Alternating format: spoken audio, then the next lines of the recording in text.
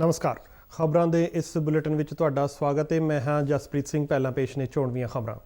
प्रधानमंत्री नरेंद्र मोदी ने कहा है कि भारत के अर्थचारे के मुड़ लीह ते आउण दे संकेत मिल रहे हैं ते भारत अजे भी विश्व के खुले अर्थचारियां विच शुमार है। इंडिया ग्लोबल वीक 2020 वर्चुअल सम्मेलन को संबोधन करदिआं नरेंद्र मोदी ने कहा कि उन्होंने पूरा विश्वास है कि विश्व पद्धर ते अर्थचारे की वापसी और कोविड-19 विरुद्ध जंग विच भारत एक अहम रोल अदा करेगा।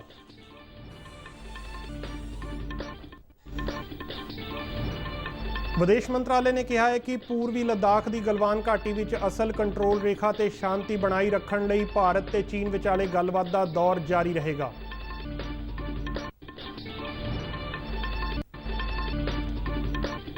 भारत और यूरोपीय यूनीयन का 15वां शिखर सम्मेलन 15 जुलाई को वर्चुअल माध्यम राही शुरू होगा।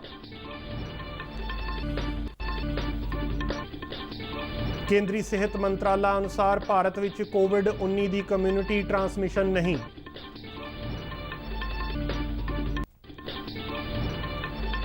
मुख्यमंत्री कैप्टन अमरिंदर सिंह ने सूबे में कोरोना वायरस के बढ़ते मामलों के मद्देनज़र प्लाज्मा बैंक स्थापित करने को दी मंजूरी। 5 जिलों में अज तो pilot rapid antigen testing project launch किया जाएगा।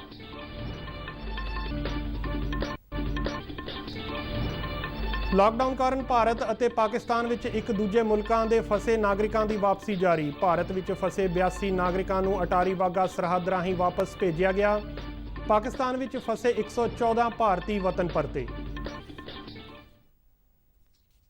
ते हुण खबरां विस्तार नाल। प्रधानमंत्री नरेंद्र मोदी ने कहा है कि भारत के अर्थचारे के मुड़ लीह ते आउण दे संकेत मिल रहे हैं ते भारत अजे भी विश्व के खुले अर्थचारियां विच शुमार है। इंडिया ग्लोबल वीक 2020 वर्चुअल सम्मेलन को संबोधन करदिआं उन्होंने कहा कि अज जद विश्व कोविड-19 महामारी नाल जूझ रहा है उस वेले अर्थचारे की वापसी बारे चर्चा सुभाविक है ते इस गल का पूरा विश्वास है कि विश्व पद्धर ते अर्थचारे की वापसी और कोविड-19 विरुद्ध जंग विच भारत एक अहम रोल अदा करेगा।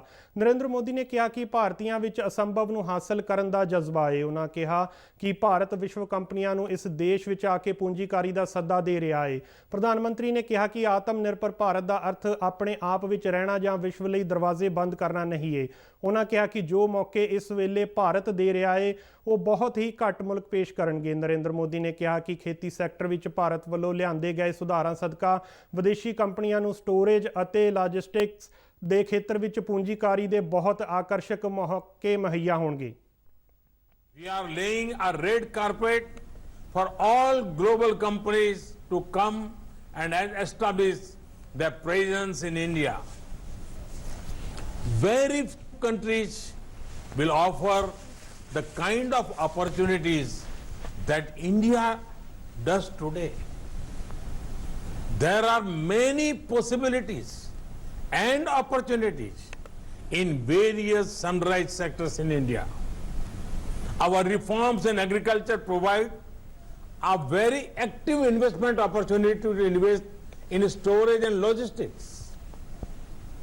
We are opening the doors to investors to come and invest directly in the hard work of our farmers. India global week 2020 conference which दुनिया भर के 30 देशों तो 5000 के करीब डेलीगेट हिस्सा लै रहे हैं। 3 दिन चलने वाली इस कॉन्फ्रेंस के 75 सैशन होंगे जिस दौरान कोई 250 बुलारे इस कॉन्फ्रेंस को संबोधन करेंगे। विदेश मंत्रालय ने कहा है कि पूर्वी लद्दाख के हिस्सों में फौजां पिछे हटाए रखने लई रणनीतिक और फौजी पद्धर ते बैठकों का सिलसिला जारी है। मीडिया नाल गलबात करदिआं विदेश मंत्रालय के बुलारे अनुराग श्रीवास्तव ने कहा कि सरहदी मामलों संबंधी व्यापक प्रणाली और तालमेल स्थापित करने लई दोहां देशों विचाले अगली मीटिंग जल्द ही होवेगी। उन्होंने कहा कि बीते दिनी दोहां मुल्कों के विशेष नुमाइंदियां वालों सरहदी तनाव संबंधी डूंगी विचार चर्चा की गई सी जिस तो बाद LAC ते शांति और सुहिरदता बनाए रखने ते दुबली सहमति जताई गई सी। श्रीवास्तव ने कहा कि असल कंट्रोल रेखा तो फौजां नूं पिछे हटाउण दी प्रक्रिया नूं जल्द मुकम्मल करन लई कोशिशां कीतियां जा रहीआं ने तां जो सरहद ते दुबले समझौतियां ते प्रोटोकॉल मुताबक शांति का माहौल दोबारा सिरजिया जा सके। उन्होंने स्पष्ट किया कि असल कंट्रोल रेखा नूं लैके कोई भी देश एक तरफा तब्दीली नहीं कर सकता अते संवेदनशील खेत्रां नूं लैके मसले आपसी गलबात राही हल किए जाणगे।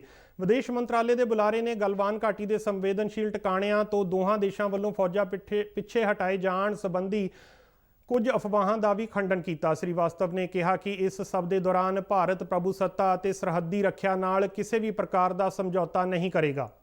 Special representatives of India and China on the boundary question had a telephone conversation on the 5th of July 2020.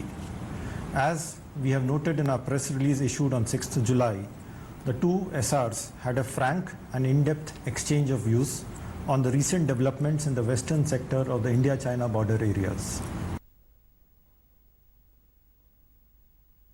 ਰੱਖਿਆ ਮੰਤਰੀ ਰਾਜਨਾਥ ਸਿੰਘ ਨੇ ਪੱਛਮੀ ਸੈਕਟਰ ਸਣੇ ਦੇਸ਼ ਦੇ ਕਈ ਸੰਵੇਦਨਸ਼ੀਲ ਸਰਹੱਦੀ ਖੇਤਰਾਂ ਵਿੱਚ ਬੁਨਿਆਦੀ ਢਾਂਚੇ ਦੇ ਪ੍ਰੋਜੈਕਟਾਂ ਦੀ ਸ਼ੁਰੂਆਤ ਕੀਤੀ।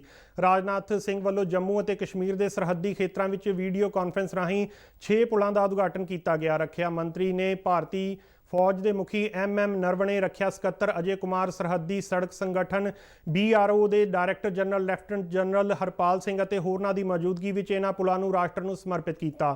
4 ਪੁਲ ਅਖਨੂਰ ਪਾਲਨਾਵਾਲਾ ਸੜਕ ਤੇ ਅਖਨੂਰ ਵਿੱਚ ਉਸਾਰੇ ਗਏ ਨੇ, ਜਦਕਿ 2 ਪੁਲ ਕਠੂਆ ਜ਼ਿਲ੍ਹੇ ਦੇ ਤਰਨਾ ਨਾਲਾ ਉੱਪਰ ਬਣਾਏ ਗਏ ਨੇ। ਇਹਨਾਂ ਪੁਲਾਂ ਦੀ ਉਸਾਰੀ ਤੇ 43 ਕਰੋੜ ਰੁਪਏ ਦੀ ਲਾਗਤ ਆਈ ਹੈ। ਸਰਹੱਦੀ ਰੋਡ ਸੰਗਠਨ ਵੱਲੋਂ ਉਸਾਰੇ ਗਏ ਇਹਨਾਂ ਪੁਲਾਂ ਦਾ ਉਦਘਾਟਨ ਉਸ ਸਮੇਂ ਹੋਇਆ ਹੈ ਜਦ ਪੂਰਬੀ ਲੱਦਾਖ ਵਿੱਚ ਸਰਹੱਦ ਤੇ ਭਾਰਤ ਅਤੇ ਚੀਨ ਵਿਚਾਲੇ ਤਣਾਅ ਦੀ ਸਥਿਤੀ ਬਣੀ ਹੋਈ ਹੈ।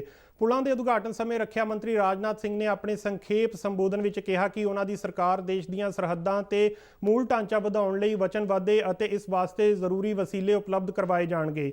ਉਹਨਾਂ ਦੱਸਿਆ ਕਿ ਜੰਮੂ ਕਸ਼ਮੀਰ ਦੇ ਲੋਕਾਂ ਅਤੇ ਹਥਿਆਰਬੰਦ ਫੌਜਾਂ ਦੀਆਂ ਲੋੜਾਂ ਨੂੰ ਧਿਆਨ ਵਿੱਚ ਰੱਖਦਿਆਂ ਕਈ ਹੋਰ ਵਿਕਾਸ ਪ੍ਰੋਜੈਕਟ ਵੀ ਸ਼ੁਰੂ ਕੀਤੇ ਜਾ ਰਹੇ ਨੇ। ਇਸ ਬਾਰੇ ਐਲਾਨ ਛੇਤੀ ਕੀਤਾ ਜਾਵੇਗਾ।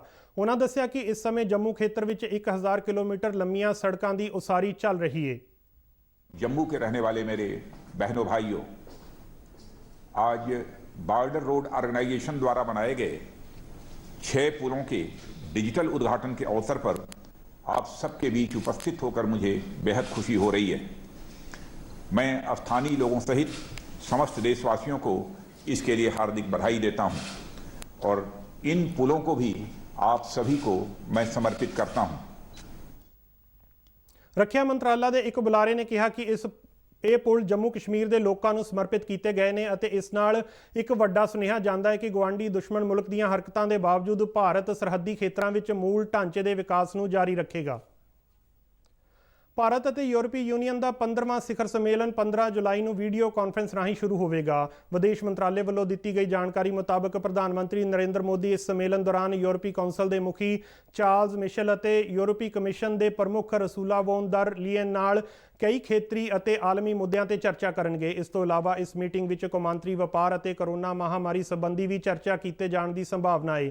ਮੰਤਰਾਲੇ ਮੁਤਾਬਕ ਸੰਯੁਕਤ ਰਾਸ਼ਟਰ ਅਤੇ ਵਿਸ਼ਵ ਵਪਾਰ ਸੰਗਠਨ ਦੀ ਮੌਜੂਦਾ ਭੂਮਿਕਾ ਨੂੰ ਵਧੇਰੇ ਮਜ਼ਬੂਤ ਕਰਨ ਤੇ ਵੀ ਚਰਚਾ ਕੀਤੀ ਜਾ ਸਕਦੀ ਹੈ। ਮੰਤਰਾਲੇ ਨੇ ਬਿਆਨ ਵਿੱਚ ਕਿਹਾ ਕਿ ਭਾਰਤ ਅਤੇ ਯੂਰਪੀ ਯੂਨੀਅਨ ਵਿਚਾਲੇ ਸਿਆਸੀ ਅਤੇ ਸੁਰੱਖਿਆ ਸਬੰਧਾਂ ਤੋਂ ਇਲਾਵਾ ਵਪਾਰ, ਸਰਮਾਏਕਾਰੀ ਅਤੇ ਆਰਥਿਕ ਭਾਈਵਾਲੀ ਜਿਹੇ ਖੇਤਰਾਂ ਦੀ ਸਮੀਖਿਆ ਕੀਤੀ ਜਾਵੇਗੀ। ਉਧਰ ਯੂਰਪੀ ਯੂਨੀਅਨ ਦਾ ਕਹਿਣਾ ਹੈ ਕਿ ਇਸ ਸੰਮੇਲਨ ਰਾਹੀਂ ਭਾਰਤ ਨਾਲ ਰਣਨੀਤਿਕ ਭਾਈਵਾਲੀ ਤੋਂ ਇਲਾਵਾ ਲੋਕਤੰਤਰ ਦੇ ਸਿਧਾਂਤਾਂ ਅਤੇ ਕਦਰਾਂ ਕੀਮਤਾਂ ਦੀ ਵੀ ਸਾਂਝ ਪਵੇਗੀ।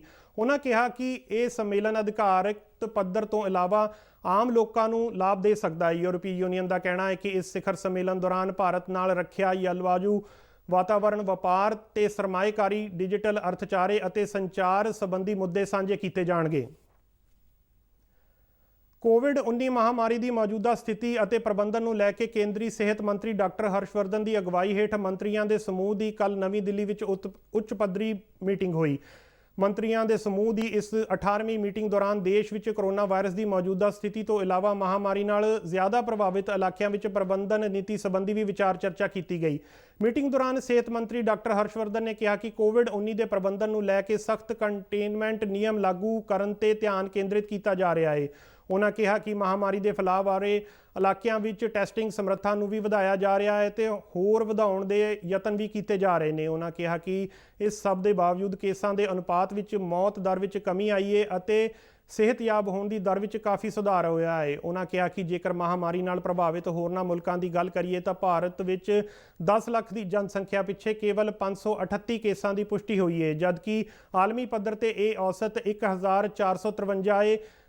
ਤੇ ਸਿਹਤ ਮੰਤਰੀ ਨੇ ਇਹ ਵੀ ਦੱਸਿਆ ਕਿ ਭਾਰਤ ਵਿੱਚ 10 ਲੱਖ ਦੀ ਜਨਸੰਖਿਆ ਮਗਰ 15 ਮੌਤਾਂ ਹੋਈਆਂ ਨੇ ਅਤੇ ਦੁਨੀਆ ਭਰ ਵਿੱਚ ਇਹ ਅਨੁਪਾਤ 69.7 ਤੱਕ ਪਹੁੰਚ ਗਿਆ ਹੈ। ਮੀਟਿੰਗ ਦੌਰਾਨ ਬਿਮਾਰੀ ਨਿਯੰਤਰਣ ਕੇਂਦਰ ਦੇ ਡਾਇਰੈਕਟਰ ਡਾਕਟਰ ਸੁਜੀਤ ਕੇ ਸਿੰਘ ਨੇ ਮਹਾਮਾਰੀ ਸੰਬੰਧੀ ਵਿਸਥਾਰਿਤ ਨਿਗਰਾਨੀ ਯਤਨਾਂ ਦੀ ਇੱਕ ਰਿਪੋਰਟ ਵੀ ਪੇਸ਼ ਕੀਤੀ। ਇਸ ਮੀਟਿੰਗ ਵਿੱਚ ਵਿਦੇਸ਼ ਮੰਤਰੀ ਡਾਕਟਰ ਐਸ ਜੈਸ਼ੰਕਰ, ਸ਼ਹਿਰੀ ਹਵਾਬਾਜ਼ੀ ਮੰਤਰੀ ਹਰਦੀਪ ਸਿੰਘ ਪੁਰੀ, ਸਿਹਤ ਰਾਜ ਮੰਤਰੀ ਅਸ਼ਵਨੀ ਕੁਮਾਰ ਚੌਬੇ, ਜਹਾਜ਼ਰਾਨੀ ਅਤੇ ਰਸਾਇਣ ਰਾਜ ਮੰਤਰੀ ਮਨਸੁਖ ਮਾਂਡਵੀਆ, ਨੀਤੀ ਆਯੋਗ ਦੇ ਮੈਂਬਰ ਡਾਕਟਰ ਵਿਨੋਦ ਪਾਲ ਵੀ ਵੀਡੀਓ ਕਾਨਫਰੰਸ ਰਾਹੀਂ ਸ਼ਾਮਲ ਹੋਏ। ਕੇਂਦਰੀ ਸਿਹਤ ਮੰਤਰਾਲਾ ਨੇ ਕਿਹਾ ਹੈ ਕਿ ਦੇਸ਼ ਵਿੱਚ ਕੋਰੋਨਾ ਵਾਇਰਸ ਦੇ ਮਾਮਲਿਆਂ ਵਿੱਚ ਲਗਾਤਾਰ ਵਾਧਾ ਹੋ ਰਿਹਾ ਹੈ, ਪਰ ਭਾਰਤ ਵਿੱਚ ਅਜੇ ਇਹ ਮਹਾਮਾਰੀ ਦੀ ਕਮਿਊਨਿਟੀ ਟ੍ਰਾਂਸਮਿਸ਼ਨ ਸ਼ੁਰੂ ਨਹੀਂ ਹੋਈ ਹੈ ਅਤੇ ਦੇਸ਼ ਦੇ ਕੁਝ ਖੇਤਰਾਂ ਵਿੱਚ ਸਥਾਨਕ ਪੱਧਰ ਤੇ ਕੋਰੋਨਾ ਵਾਇਰਸ ਦੇ ਫੈਲਣ ਦੀ ਪੁਸ਼ਟੀ ਜ਼ਰੂਰ ਹੋਈ ਹੈ। ਸਿਹਤ ਮੰਤਰਾਲਾ ਵਿੱਚ OSD ਰਾਜੇਸ਼ ਭੂਸ਼ਣ ਨੇ ਪ੍ਰੈਸ ਬਰੀਫਿੰਗ ਦੌਰਾਨ ਦੱਸਿਆ ਕਿ ਮੰਤਰੀ ਸਮੂਹ ਦੀ ਬੈਠਕ ਤੋਂ ਬਾਅਦ ਸਿਹਤ ਮੰਤਰੀ ਡਾਕਟਰ ਹਰਸ਼ਵਰਧਨ ਨੇ ਖੁਲਾਸਾ ਕੀਤਾ ਕਿ ਭਾਰਤ ਵਿੱਚ ਅਜੇ ਕਮਿਊਨਿਟੀ ਪੱਧਰ ਤੇ ਕੋਰੋਨਾ ਵਾਇਰਸ ਦਾ ਫੈਲਾਅ ਨਹੀਂ ਕਿਹਾ ਜਾ ਸਕਦਾ। ਉਹਨਾਂ ਕਿਹਾ ਕਿ ਸਾਨੂੰ ਇਹ ਗੱਲ ਨਹੀਂ ਭੁੱਲਣੀ ਚਾਹੀਦੀ ਕਿ ਭਾਰਤ ਵਿੱਚ ਸਿਰਫ 49 ਜ਼ਿਲ੍ਹਿਆਂ ਵਿੱਚ ਕੋਵਿਡ-19 ਦੇ ਕੁੱਲ ਮਾਮਲਿਆਂ ਵਿੱਚੋਂ 80% ਮਾਮਲੇ ਸਾਹਮਣੇ ਆਏ ਨੇ। ਉਹਨਾਂ ਅੱਗੇ ਕਿਹਾ ਕਿ ਦੇਸ਼ ਵਿੱਚ 733 ਜ਼ਿਲ੍ਹੇ ਹੋਣ ਅਤੇ ਜੇ ਸਿਰਫ 49 ਜ਼ਿਲ੍ਹਿਆਂ ਵਿੱਚ 80% ਮਾਮਲੇ ਪਾਏ ਜਾਣ ਤਾਂ ਕਮਿਊਨਿਟੀ ट्रांसमिशन की गल करना वाजिब नहीं है। करना है, मैंने काफ़ी विस्तार में पूर्व में बताया। WHO ने भी लोकलाइज्ड आउटब्रेक और कम्युनिटी ट्रांसमिशन की कोई स्टैंडर्ड परिभाषा नहीं जारी की है। उन्होंने अपने मेंबर स्टेट्स को ये अधिकार दिए हैं कि वो स्थानीय स्थिति का आकलन करने के बाद रिपोर्टिंग करें। ਪੰਜਾਬ ਦੇ ਮੁੱਖ ਮੰਤਰੀ ਕੈਪਟਨ ਅਮਰਿੰਦਰ ਸਿੰਘ ਨੇ ਸੂਬੇ ਵਿੱਚ ਲਗਾਤਾਰ ਵੱਧ ਰਹੇ ਕੋਰੋਨਾ ਮਾਮਲਿਆਂ ਦੇ ਮੱਦੇਨਜ਼ਰ ਪਲਾਜ਼ਮਾ ਬੈਂਕ ਸਥਾਪਿਤ ਕਰਨ ਨੂੰ ਮਨਜ਼ੂਰੀ ਦੇ ਦਿੱਤੀ ਹੈ। ਮੁੱਖ ਮੰਤਰੀ ਦਫ਼ਤਰ ਵੱਲੋਂ ਜਾਰੀ ਪ੍ਰੈਸ ਰਿਲੀਜ਼ ਵਿੱਚ ਇਹ ਵੀ ਕਿਹਾ ਗਿਆ ਹੈ ਕਿ ਸੂਬਾ ਸਰਕਾਰ ਕੋਰੋਨਾ ਵਾਇਰਸ ਨਾਲ ਸਭ ਤੋਂ ਵੱਧ ਪ੍ਰਭਾਵਿਤ 5 ਜ਼ਿਲ੍ਹਿਆਂ ਵਿੱਚ ਆਪਣੇ pilot rapid antigen testing project ਨੂੰ ਲਾਂਚ ਕਰਨ ਜਾ ਰਹੀ ਹੈ। ਕੋਵਿਡ ਹਾਲਾਤ ਬਾਰੇ ਵੀਡੀਓ ਕਾਨਫਰੰਸ ਰਾਹੀਂ ਸਮੀਖਿਆ ਮੀਟਿੰਗ ਦੌਰਾਨ ਮੁੱਖ ਮੰਤਰੀ ਕੈਪਟਨ ਅਮਰਿੰਦਰ ਸਿੰਘ ਨੇ ਬਲੱਡ ਬੈਂਕ ਅਤੇ ਟ੍ਰਾਂਸਫਿਊਜ਼ਨ ਮੈਡੀਸਨ ਦੀ ਸਾਬਕਾ ਮੁਖੀ ਡਾਕਟਰ ਨੀਲਮ ਮਰਵਾਹਾ ਦੀ ਦੇਖਰੇਖ ਤਹਿਤ ਪਲਾਜ਼ਮਾ ਬੈਂਕ ਦੀ ਸਥਾਪਨਾ ਨੂੰ ਮਨਜ਼ੂਰੀ ਦਿੱਤੀ। ਪਲਾਜ਼ਮਾ ਬੈਂਕ ਦੇ ਸਥਾਪਿਤ ਹੋਣ ਨਾਲ ਕੋਵਿਡ-19 ਦੇ ਗੰਭੀਰ ਮਰੀਜ਼ਾਂ ਜਾਂ ਵਧੇਰੇ ਜੋਖਿਮ ਵਾਲੇ ਮਰੀਜ਼ਾਂ ਦੇ ਇਲਾਜ ਵਿੱਚ ਮਦਦ ਮਿਲੇਗੀ। ਮੀਟਿੰਗ ਵਿੱਚ ਦੱਸਿਆ ਗਿਆ ਕਿ ਹੁਣ ਤੱਕ ਪਲਾਜ਼ਮਾ ਥੈਰੇਪੀ ਰਾਹੀਂ ਇਲਾਜ ਲਈ ਪ੍ਰਯੋਗ ਵਜੋਂ ਕੁੱਲ 15 ਮਰੀਜ਼ਾਂ ਨੂੰ ਭਰਤੀ ਕੀਤਾ ਗਿਆ, ਜਿਨ੍ਹਾਂ ਵਿੱਚੋਂ 8 ਮਰੀਜ਼ਾਂ ਨੂੰ ਪਲਾਜ਼ਮਾ ਥੈਰੇਪੀ ਦਿੱਤੀ ਗਈ, ਜਦਕਿ ਬਾਕੀ 7 ਭਾਰਤੀ ਮੈਡੀਕਲ ਖੋਜ ਕੌਂਸਲ ਦੇ ਦਿਸ਼ਾ ਨਿਰਦੇਸ਼ਾਂ ਅਨੁਸਾਰ ਵੱਖਰੇ ਰੱਖੇ ਗਏ। ਪਲਾਜ਼ਮਾ ਥੈਰੇਪੀ ਵਾਲੇ 15 ਮਰੀਜ਼ ਪੂਰੀ ਤਰ੍ਹਾਂ ਸਿਹਤਯਾਬ ਹੋ ਗਏ ਅਤੇ ਉਹਨਾਂ ਨੂੰ ਛੇਤੀ ਹੀ ਹਸਪਤਾਲ ਤੋਂ ਛੁੱਟੀ ਦਿੱਤੀ ਜਾਵੇਗੀ।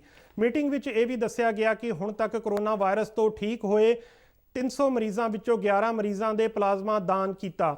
ਮੀਟਿੰਗ ਦੌਰਾਨ ਮੁੱਖ ਮੰਤਰੀ ਨੇ ਸੂਬੇ ਵਿੱਚ ਕੋਵਿਡ ਸੁਰੱਖਿਆ ਨਿਯਮਾਂ ਦੀ ਉਲੰਘਣਾ ਦੀਆਂ ਵੱਧਦੀਆਂ ਘਟਨਾਵਾਂ ਤੇ ਚਿੰਤਾ ਜ਼ਾਹਿਰ ਕਰਦਿਆਂ ਕਿਹਾ ਕਿ ਉਹ ਸਾਰੀਆਂ ਹੀ ਰਜਿਸਟਰਡ ਸਿਆਸੀ ਪਾਰਟੀਆਂ ਨੂੰ ਵੱਡੇ ਇਕੱਠ ਨਾ ਕਰਨ ਲਈ ਚਿੱਠੀਆਂ ਲਿਖਣਗੇ। ਮੀਟਿੰਗ ਵਿੱਚ ਪੰਜਾਬ ਦੇ DGP ਦਿਨਕਰ ਗੁਪਤਾ ਨੇ ਦੱਸਿਆ ਕਿ ਪੁਲਿਸ ਵੱਲੋਂ ਕਈ ਸਿਆਸੀ ਪਾਰਟੀਆਂ ਵਿਰੁੱਧ ਕੋਵਿਡ ਸੁਰੱਖਿਆ ਨਿਯਮਾਂ ਦੀ ਉਲੰਘਣਾ ਵਿਰੁੱਧ ਮਾਮਲੇ ਦਰਜ ਕੀਤੇ ਗਏ ਨੇ।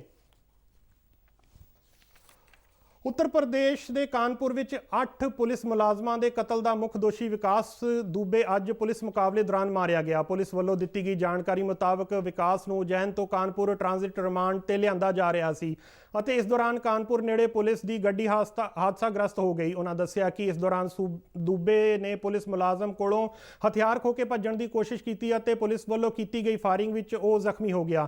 ਜ਼ਖਮੀ ਹਾਲਤ ਵਿੱਚ ਵਿਕਾਸ ਦੁਬੇ ਨੂੰ ਕਾਨਪੁਰ ਦੇ ਇੱਕ ਪ੍ਰਾਈਵੇਟ ਹਸਪਤਾਲ ਲਿਜਾਇਆ ਗਿਆ, ਜਿੱਥੇ ਡਾਕਟਰਾਂ ਨੇ ਉਸ ਨੂੰ ਮ੍ਰਿਤ ਐਲਾਨ ਦਿੱਤਾ। ਵਿਕਾਸ ਦੁਬੇ ਨੂੰ ਬੀਤੇ ਦਿਨ ਮੱਧ ਪ੍ਰਦੇਸ਼ ਦੇ ਉਜੈਨ ਤੋਂ ਗ੍ਰਿਫਤਾਰ ਕੀਤਾ ਗਿਆ ਸੀ। ਲਾਕਡਾਊਨ ਕਾਰਨ ਭਾਰਤ ਅਤੇ ਪਾਕਿਸਤਾਨ ਵਿੱਚ ਇੱਕ ਦੂਜੇ ਮੁਲਕਾਂ ਦੇ ਫਸੇ ਨਾਗਰਿਕਾਂ ਦੀ ਵਾਪਸੀ ਲਗਾਤਾਰ ਜਾਰੀ ਹੈ। ਇਸੇ ਤਹਿਤ ਭਾਰਤ ਵਿੱਚ ਫਸੇ 82 ਪਾਕਿਸਤਾਨੀ ਨਾਗਰਿਕਾਂ ਨੂੰ ਅਟਾਰੀ ਵਾਘਾ ਸਰਹੱਦ ਰਾਹੀਂ ਵਾਪਸ ਉਹਨਾਂ ਦੇ ਵਤਨ ਭੇਜਿਆ ਗਿਆ। ਉੱਧਰ ਪਾਕਿਸਤਾਨ ਵਿੱਚ ਪਿਛਲੇ ਕੁਝ 4 ਮਹੀਨਿਆਂ ਤੋਂ ਫਸੇ 114 ਭਾਰਤੀਆਂ ਦੀ ਵੀ ਵਤਨ ਵਾਪਸੀ ਹੋਈ। ਕੋਰੋਨਾ ਦੇ ਮੱਦੇਨਜ਼ਰ ਅਟਾਰੀ ਵਾਘਾ ਸਰਹੱਦ ਤੇ ਖਾਸ ਚੌਕਸੀ ਵਰਤਦਿਆਂ ਸਿਹਤ ਵਿਭਾਗ ਦੀ ਟੀਮ ਵੱਲੋਂ ਆਉਣ ਜਾਣ ਵਾਲੇ ਸਾਰੇ ਲੋਕਾਂ ਦੀ ਮੁਕੰਮਲ ਜਾਂਚ ਕੀਤੀ ਗਈ। ਅੰਮ੍ਰਿਤਸਰ ਦੇ SDM ਸ਼ਿਵਰਾਜ ਸਿੰਘ ਬੱਲ ਅਨੁਸਾਰ ਪਾਕਿਸਤਾਨ ਤੋਂ ਪਰਤੇ 114 ਭਾਰਤੀਆਂ ਚੋਂ ਜੰਮੂ ਕਸ਼ਮੀਰ ਨਾਲ ਸੰਬੰਧਿਤ 34 ਨਾਗਰਿਕਾਂ ਨੂੰ ਜੰਮੂ ਅਤੇ ਕਸ਼ਮੀਰ ਪ੍ਰਸ਼ਾਸਨ ਵੱਲੋਂ ਭੇਜੀਆਂ ਬੱਸਾਂ ਵਿੱਚ ਰਵਾਨਾ ਕਰ ਦਿੱਤਾ ਗਿਆ, ਜਦਕਿ ਰਾਜਸਥਾਨ, ਪੰਜਾਬ, ਮਹਾਰਾਸ਼ਟਰ, ਗੁਜਰਾਤ, ਉੱਤਰਾਖੰਡ, ਬਿਹਾਰ ਅਤੇ ਕਰਨਾਟਕ ਸਮੇਤ ਵੱਖ-ਵੱਖ ਸੂਬਿਆਂ ਦੇ ਭਾਰਤ ਪਰਤੇ ਲੋਕਾਂ ਨੂੰ ਅੰਮ੍ਰਿਤਸਰ ਵਿਖੇ ਕੁਆਰੰਟਾਈਨ ਕੀਤਾ ਜਾ ਰਿਹਾ ਹੈ। ਉਹਨਾਂ ਦੱਸਿਆ ਕਿ ਅਗਲੇ 7 ਦਿਨਾਂ ਵਿੱਚ ਇਹਨਾਂ ਸਾਰਿਆਂ ਦੇ ਕੋਰੋਨਾ ਟੈਸਟ ਲਈ ਸੈਂਪਲ ਲਏ ਜਾਣਗੇ ਅਤੇ ਰਿਪੋਰਟ ਨੈਗੇਟਿਵ ਆਉਣ ਦੀ ਸੂਰਤ ਵਿੱਚ ਇਹਨਾਂ ਨੂੰ 1 ਹਫ਼ਤੇ ਲਈ ਘਰਾਂ ਵਿੱਚ ਕੁਆਰੰਟਾਈਨ ਰਹਿਣ ਦੇ ਨਿਰਦੇਸ਼ ਦੇ ਕੇ ਆਪੋ ਆਪਣੇ ਸੂਬਿਆਂ ਨੂੰ ਭੇਜਿਆ ਜਾਵੇਗਾ। ਇਸ ਦੇ ਨਾਲ ਹੀ ਖਬਰਾਂ ਦਾ ਇਹ ਬੁਲੇਟਿਨ ਖਤਮ ਹੁੰਦਾ ਹੈ। ਆਗਿਆ ਦਿਓ, ਨਮਸਕਾਰ।